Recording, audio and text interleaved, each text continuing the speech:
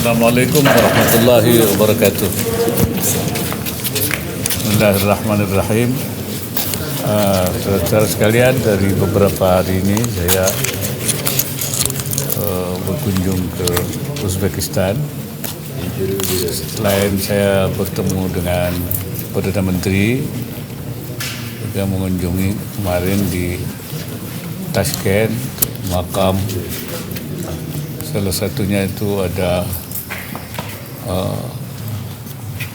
Quran yang asli yang dulu dibaca oleh Sayyidina Utsman, bahkan ketika terjadi beliau dibunuh itu Qurannya, dan belum ada harakatnya. Ya, Quran itu sudah berkeliling kemana-mana, kemudian dia kembali ke sini, tapi tinggal sepertiga yang ditulis di atas kulit bukan kertas, kulit. Ada tinggal sepertiga, yang 2/3 itu berserakan di mana-mana. Itu masih asli, jadi kemarin di Tashkent. Dan juga mengunjungi makamnya Imam Al-Qaffal, salah seorang ulama besar mazhab Syafi'i.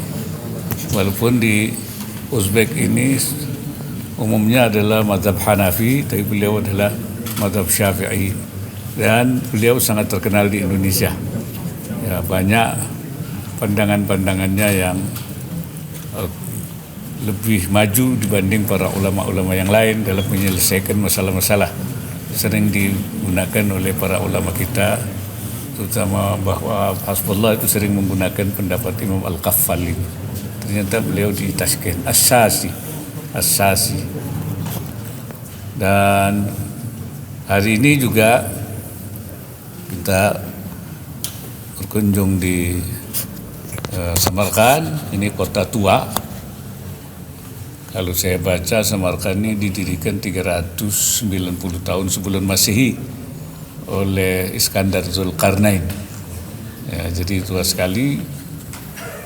Pada masa abad ke-8, maka ini dikuasai khalifah-khalifah dari Arab, dari Abbasiyah. Karena itu melahirkan banyak ulama di sini. Dan yang ulama yang tadi kita kunjungi, salah satunya itu Imam Abu Mansur Al-Maturidi. Itu dua orang imam yang merumuskan paham Ahlus Sunnah wal Jamaah. Itu Abu Musa Al-Ash'ari dan Abu Mansur Al-Maturidi. Itu akidah Ahlus Sunnah wal Jamaah. Kenapa pada waktu itu seperti yang dikatakan juga di sini banyak faham-faham yang Mu'tazilah, banyak yang Qadariyah namanya itu, kemudian diluruskan oleh beliau Imam Abu Mansur Al-Maturidi. Beliau seorang ahli kalam, ahli akidah, yang itu mengembalikan kepada faham yang asli, yaitu faham yang dianut oleh Rasulullah sallallahu alaihi wasallam dan para sahabatnya, ma ana alaihi wa ashabi, begitu istilah, seperti yang saya lakukan dan sahabat saya. Itulah yang direformulasi istilahnya oleh Imam Abu Musa Al-Asy'ari dan Abu Mansur Al-Maturidi. Dan salah satu kitabnya juga dikarang Tafsir Ta'wilatul Quran, 10 jilid. Kebetulan saya punya kitab itu juga, saya punya, yaitu karangan beliau Imam Abu Mansur Al-Maturidi. Ini kita sekarang di Imam Bukhari, seorang yang mengumpulkan hadis-hadis yang sahih dan paling sahih di samping hadis Muslim, tapi yang utama itu hadis Bukhari, yaitu Imam Abu Ismail Al-Bukhari. Disebut sebagai kitab Sahihul Bukhari. Makanya kalau orang muallim atau ustaz atau kiai biasanya nyebut hadis Rawahul Bukhari. Itu hadis yang paling sahih di samping hadis Muslim. Kalau dua itu sesudah Al-Quran, kedudukannya hadis Sahih Bukhari dan Sahih Muslim. Bukhari ternyata di sini, Al-Bukhari itu sini di Samarkand. Ini saya kira.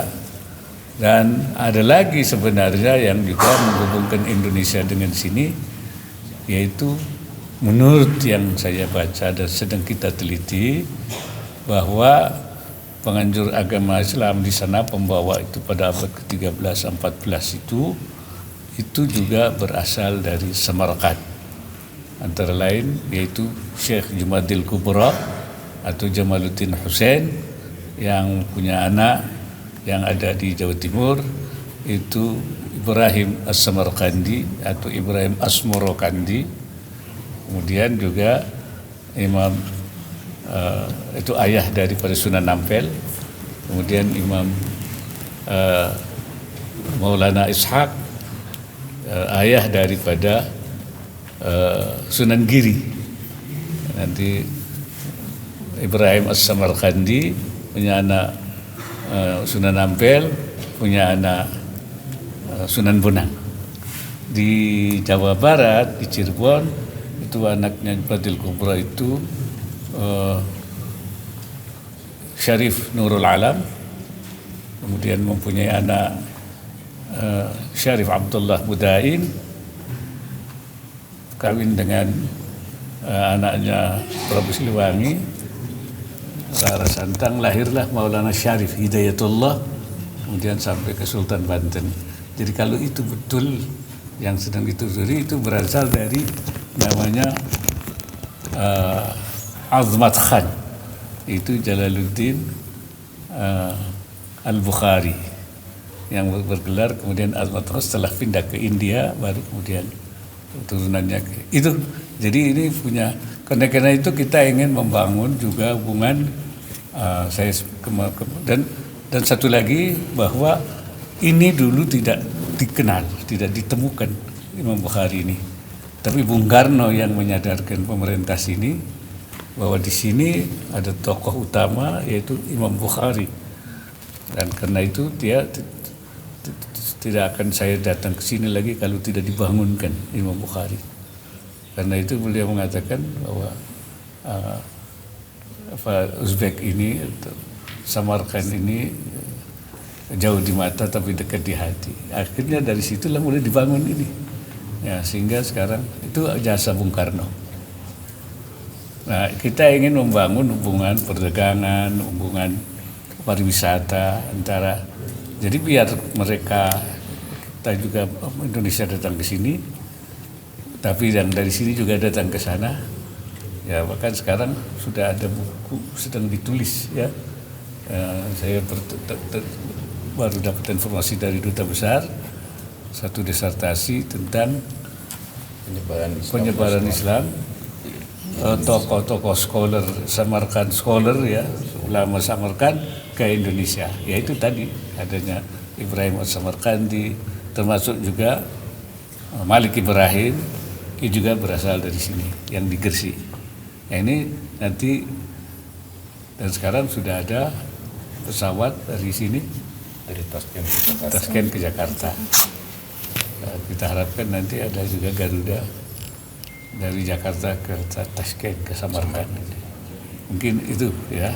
Dan kita ekspor kita sini sudah mulai banyak ya Pak. Terus ini juga kita ingin terus kembangkan. Dan banyak sekali kami bicarakan dengan Perdana Menteri kemarin dalam rangka meningkatkan hubungan yang lebih luas lagi. Berkali itu. Perpustakaan Soekarno ya, yang rencana perpustakaan Soekarno. Perpustakaan. Oh iya, dan kita sedang mengusulkan supaya di tempat ini dibangun, karena dulu ada kaitannya dengan Bung Karno, Soekarno Memorial Library, ya semacam perpustakaan Bung Karno, Soekarno Memorial Library, untuk mengenang bahwa dulu Bung Karno lah yang kemudian menemukan tempat ini. Barangkali itu. Ya.